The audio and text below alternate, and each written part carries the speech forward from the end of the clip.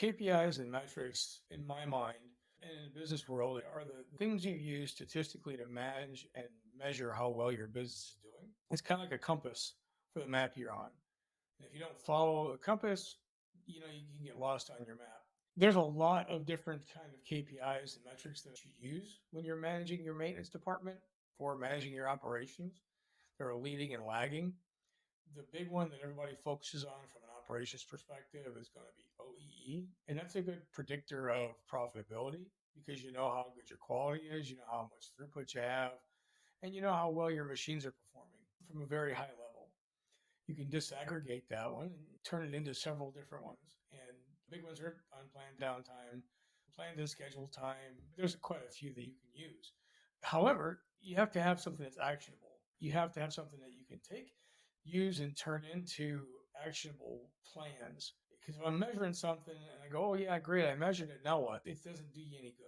There are a lot of things that I can use to verify hey, I planned and scheduled this job and it was supposed to take 2 days to do this whole job and it ended up taking me 18 hours. Why?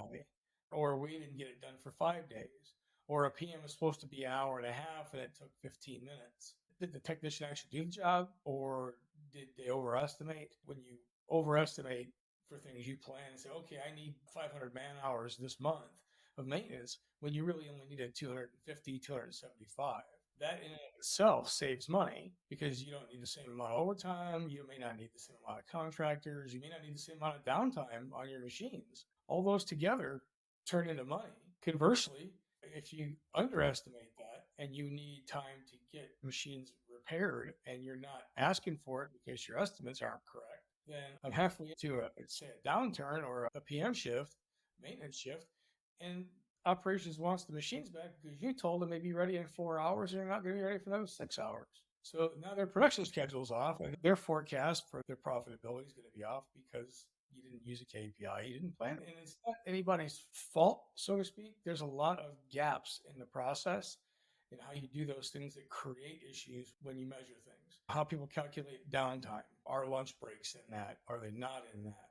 Are changeover times in that? Is PM time in that? There's a lot of things that you need to put into these KPIs to make them usable.